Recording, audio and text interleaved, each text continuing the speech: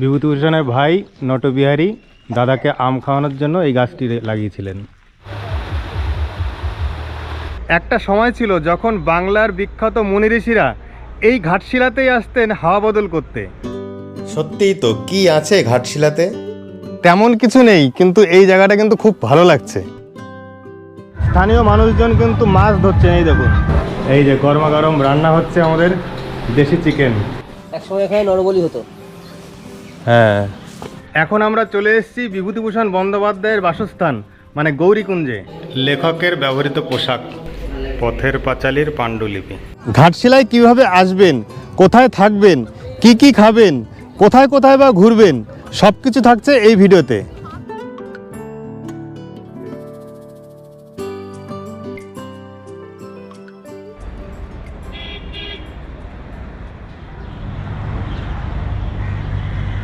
শীতের দিনে হাওয়া বদল করতে এক রাতের জন্য চললাম ঘাটশিলা। এখন আমি স্টিল এক্সপ্রেস ধরবো হাওড়া স্টেশন থেকে। আমাদের ট্রেনটি দিয়েছে 18 নম্বর প্ল্যাটফর্মে। ফুললি এলএইচবি যুক্ত এই ট্রেনে 3টি জেনারেল কোচ, একটি ইসি, 4টি সিসি এবং ডি সিরিজের 12টি কোচ রয়েছে।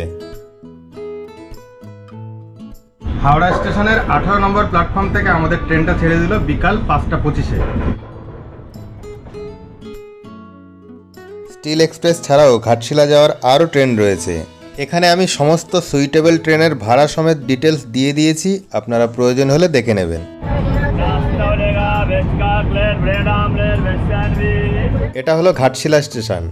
এই ট্রেন এখানে দাঁড়ানোর কথা রাত 8টা 21-এ, কিন্তু আমরা আরও 1 ঘন্টা জার্নি করে টাটানগর চলে গিয়েছিলাম, কারণ ঘাটশিলাতে সেই রাতে থাকার মতো কোনো হোটেল পাইনি। আর হ্যাঁ, ঘাটশিলা থেকে টাটানগরের দূরত্ব মাত্র 36 কিলোমিটার। তাই আপনারা যদি কখনো এই ধরনের সমস্যায় পড়েন তাহলে নিশ্চিন্তে টাটানগরে এসে থাকতে পারেন। আমাদের হোটেল হচ্ছে হোটেল অশোকা, 308 নম্বর রুম। এটা আগে রুমটা দেখুন, জাস্ট ওয়াও। টাটানগর স্টেশনের খুব কাছে এই হোটেলটি। এখান থেকেও আপনারা ঘাটশিলা ট্যুর করতে পারেন, কারণ ঘাটশিলাতে কিন্তু সীমিত সংখ্যক হোটেল। তবে আপনাদের কোনো অংশেই নিরাশ করব না। ঘাটশিলার বেশ কিছু হোটেলের ডিটেলস আপনারা ভিডিওর শেষে পেয়ে যাবেন। আবার হোটেলে না থেকে আপনি দিনের দিন ঘাটশিলা ট্যুর করতে পারেন। সেক্ষেত্রে সকালের দিকে ঘাটশিলা আসবেন, সারাদিন ঘোরাঘুরি করার পর আবার বিকালের ট্রেনে বাড়ি চলে যাবেন। তবে এটা কষ্টকর ব্যাপার, এরকম চিন্তাভাবনা না করাই ভালো। গাড়ি ভাড়া হচ্ছে 1000 টাকা, সাথে 10 কিলোমিটারে 1 লিটার পেট্রোলের দাম। এই ট্যুরের জন্য আমরা 4 সিটার সুইফট ডিজায়ার ভাড়া করেছিলাম। ট্যুর কমপ্লিট করার পরে জানতে পারবো আমাদের গাড়ি ভাড়া কত পড়ল।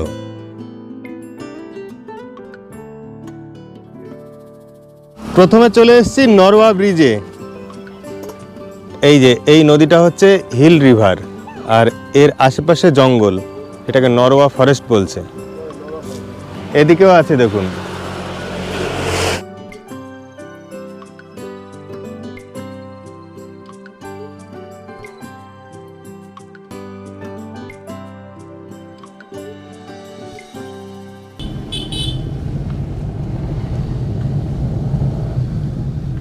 চলে এসেছি আবার রঙ্কিনী কালী মায়ের মন্দিরে।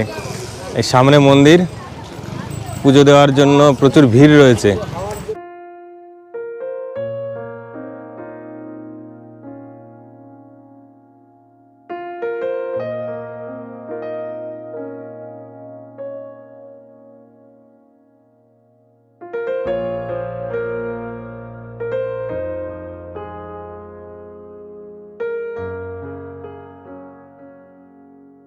আপনারা চাইলে এখানে পুজো দিতে পারেন। মন্দিরের আশেপাশে এইরকম দোকান রয়েছে, সেখান থেকে পুজো দেওয়ার সামগ্রী কিনে তারপরে পুজো দেবেন।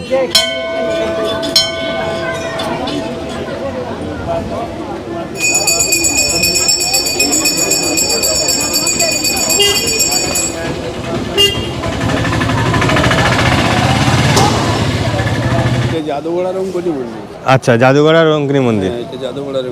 কাপড়গাদি ঘাট। আচ্ছা, এটাই পুরনো। হ্যাঁ, আর একটা ঘাটশিলার কাছে। হ্যাঁ, ঘাটশিলার কাছে না, ঘাটশিলার মানে মধ্যেই আর কি। আচ্ছা, এইখানে নরবলি হতো। হ্যাঁ,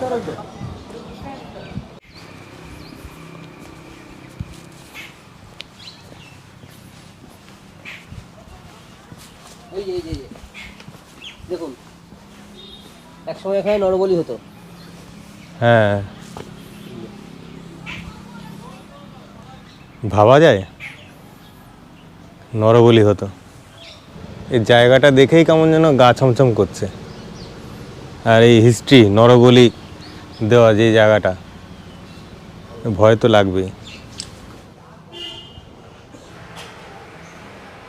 ভোগের প্রসাদ রান্না করা হচ্ছে। তাহলে বুঝলেন তো, এটা হচ্ছে পুরনো রঙ্কিনী মন্দির। ঘাটশিলা ট্যুরে সহজে এখানে কেউ আনে না। আমরা যেহেতু টাটানগরের দিক থেকে আসছি, সেই জন্য আমাদের এই মন্দির দেখার সৌভাগ্য হলো।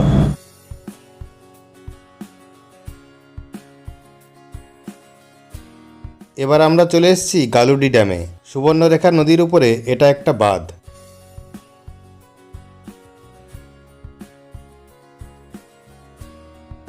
এই হচ্ছে সুবর্ণরেখা নদী।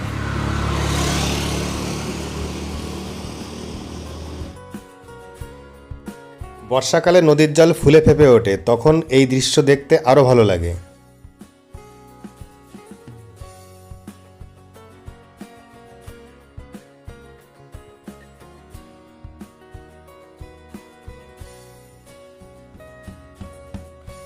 এবার আমরা ব্রেকফাস্ট করব। ব্রেকফাস্টের জন্য জগন্নাথপুর বলে একটা জায়গায় দাঁড়িয়েছি। এই যে হচ্ছে ধাবা, রাস্তার পাশেই ধাবা সন্ধ্যা চুল্লা। এই তন্দুরি রুটি সাথে মিক্স ভেজ নিয়েছি, টেস্ট কিন্তু ফাটাফাটি। এবার আমরা চললাম বুরুডি ড্যামে। এই বুরুডি ড্যামেই রয়েছে বুরুডি লেক। ছোটনাগপুর মালভূমির অন্তর্গত দলমা পাহাড় বেষ্টিত এই বুরুডি লেক ঘাটশিলার মধ্যে সবচেয়ে আকর্ষণীয় ট্যুরিস্ট স্পট। এটি ঘাটশিলা স্টেশন থেকে প্রায় 9 কিলোমিটার আর জামশেদপুর থেকে 50 কিলোমিটার দূরে অবস্থিত। যাওয়ার পথে আদিবাসীদের ঘরবাড়ি এবং তাদের কৃষ্টি সংস্কৃতি কালচার আপনার চোখে পড়বে, আর এগুলো দেখতে বেশ ভালো লাগবে। এখানে গাড়ি পার্কিংয়ের জন্য লাগছে 50 টাকা।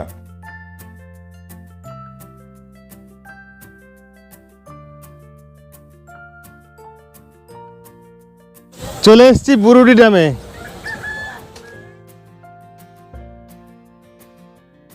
এই দেখুন, এটা হলো বুরুডি লেক।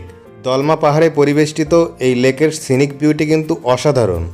এখন জল কম থাকলেও বর্ষাকালে কিন্তু এর জল অনেকটাই বেশি থাকে, আর বর্ষাকালে এখানকার তথা পুরো ঘাটশিলার সৌন্দর্য অনেক অনেক বেড়ে যায়। তবে পর্যটক বেশি থাকে শীতকালে। ঘাটশিলার অন্যতম ট্যুরিস্ট স্পট হচ্ছে এই বুরুডি লেক। একদিকে ঘন জঙ্গলযুক্ত পাহাড়, আর তার মাঝখানে রয়েছে এই লেক। আর দূরে দেখুন সব পিকনিক করতে এসছে। মানে শীতকালে এটা খুব ভালো একটা পিকনিক স্পটও বটে। এখানে এসে আপনারা বোটিং করতে পারেন, কিন্তু হাতে সময় নিয়ে আসবেন, কারণ স্পিড বোট খুবই সংখ্যায় কম। আমাদের খুব ইচ্ছা ছিল বোটিং করার, কিন্তু এত লাইন রয়েছে, স্পিড বোট সেই তুলনায় অনেক কম। এই হলো টিকিট কাউন্টার। বোটিংয়ের জন্য 100 টাকা পার হেড। 2 রকম বোটিং করা যায়, নিজেরা এই হাতে চালানো যায়, আর এদিকে ইঞ্জিন চালিত আছে। ঘাটশিলায় এসে সবাই চেষ্টা করেন এই বুরুডি লেকের কাছে লাঞ্চ করতে। এখানে প্রচুর এইরকম রেস্টুরেন্ট পাবেন। লাঞ্চে কি কি পাওয়া যায় দাদা? দেশি মুরগি হবে, মাছ হবে, ডিমের কারি হবে, আচ্ছা, প্লেট হবে, ভাত, ডাল, তরকারি, ভাজা, চাটনি, পাঁপড়। আর দেশি মুরগির থালি কত পড়বে? 200 টাকা। 200 টাকা। ক পিস থাকে? 4 পিস মাংসের পোশাক। আচ্ছা, ভাত, ডাল, তরকারি, ভাজা, চাটনি, পাঁপড় হ্যাঁ, মিলে মানে 200 টাকা। 200 টাকা। মাছ ভাত? মাছ ভাত 100 টাকা, 50 টাকা মাছ আর 50 টাকা মিল।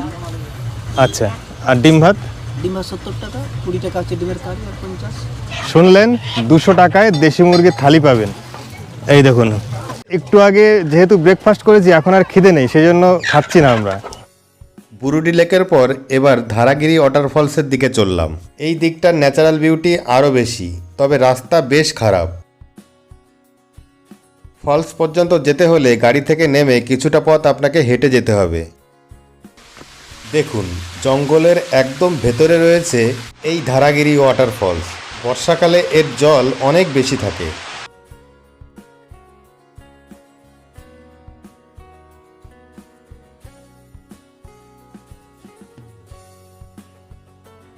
রোড সাইড থেকে 800 মিটার মতো উপরে উঠতে হবে, তারপরে আপনি পাবেন চিত্রকূট পাহাড়।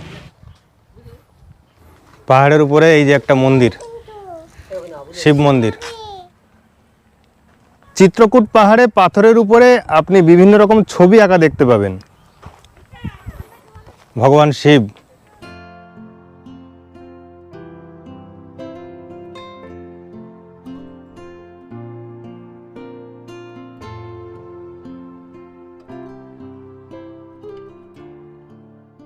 তেমন কিছু নেই, কিন্তু এই জায়গাটা কিন্তু খুব ভালো লাগছে।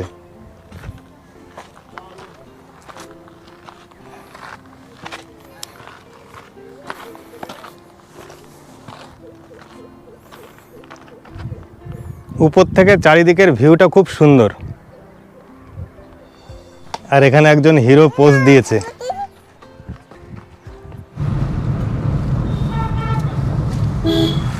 এখন আমরা চলে এসেছি বিভূতিভূষণ বন্দ্যোপাধ্যায়ের বাসস্থান মানে গৌরীকুঞ্জে। এই গৌরীকুঞ্জেই জীবনের অনেকটা সময় তিনি কাটিয়েছিলেন। এখানে বসেই তিনি অপুর পাঠশালা, আরণ্যক এই ধরনের অনেক উপন্যাস লিখেছিলেন। জন্ম 12ই সেপ্টেম্বর 1894 আর মৃত্যু 1 নভেম্বর 1950। এটা হলো মিউজিয়াম। লেখকের ব্যবহৃত পোশাক।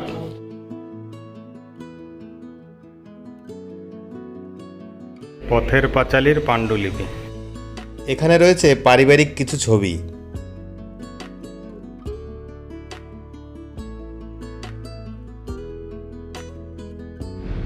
দেওয়ালে আঁকা রয়েছে বিভূতিভূষণের স্মৃতি বিজড়িত বিভিন্ন রকম ছবি। আর সামনে দেখছেন তারাদাস মঞ্চ, অপুর পাঠশালা। এই সেই আম গাছ। বিভূতিভূষণের ভাই নটবিহারী দাদাকে আম খাওয়ানোর জন্য এই গাছটি লাগিয়েছিলেন। সামনে এটা হচ্ছে হিন্দুস্তান কপার লিমিটেড। এই ঘাটশিলাতে সব থেকে উৎকৃষ্ট মানের কপার বা তামা পাওয়া যায়।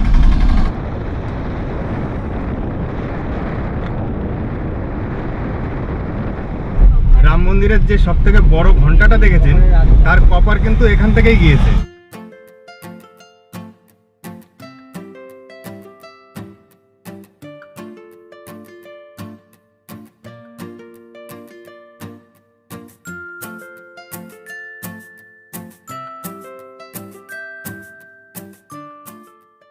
এবার চলে এসেছি রাতমোহনাতে। এই দেখুন সুবর্ণরেখা নদী, এই নদীর পাড়েই দেখুন পিকনিক স্পট, ওখানে পিকনিক করছে। আর এই সোজাসুজি আপনি একটা রাস্তা পাবেন। এই রাস্তাটা ভেঙে গিয়ে একটা সুন্দর ভিউ তৈরি করেছে। এই দেখুন এই দিক দিয়ে জল আসছে আর রাস্তার নিচে দিয়ে এই দিক দিয়ে বেরিয়ে যাচ্ছে। আর এই সব জায়গায় কিন্তু মাছ ধরার জায়গা। জলের মধ্যে দেখছেন এই যে স্থানীয় মানুষজন কিন্তু মাছ ধরছেন। এই দেখুন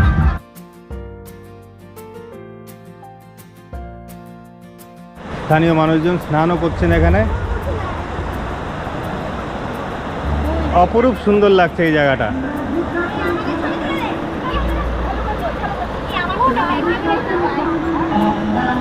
প্রকৃতি যেন ঢেলে সাজিয়েছে ঘাটশিলাকে।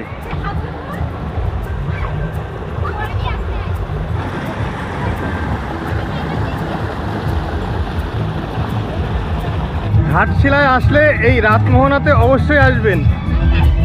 এই দিকে যেমন রাতমোহনা দেখলেন, আর তার থেকে আপনি এই দিকে একটুখানি এগিয়ে গেলে আপনি পেয়ে যাবেন একটা ছোট্ট ওয়াটারফলস।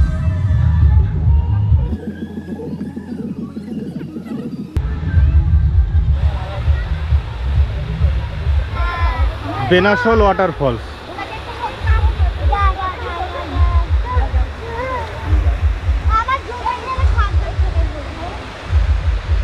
ওয়াটারফলসটা দেখতে এখন ছোট লাগলেও বর্ষাকালে কিন্তু এখানে প্রচুর জল থাকে।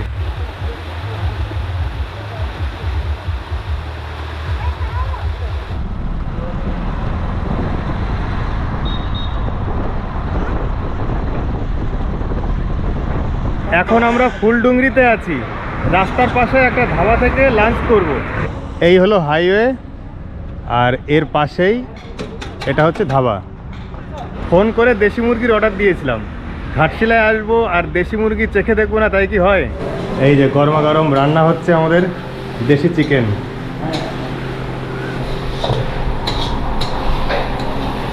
এই হলো পুরো মাংস, কাটার পরে 1 কেজি মতো ওয়েট হয়েছে।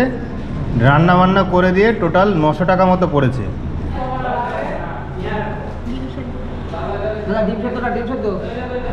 গরম গরম ডাল আর সবজি দিয়ে মাখিয়ে নিয়েছি।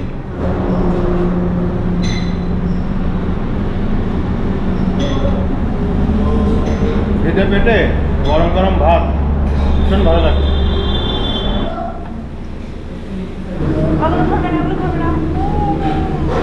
ভীষণ গরম।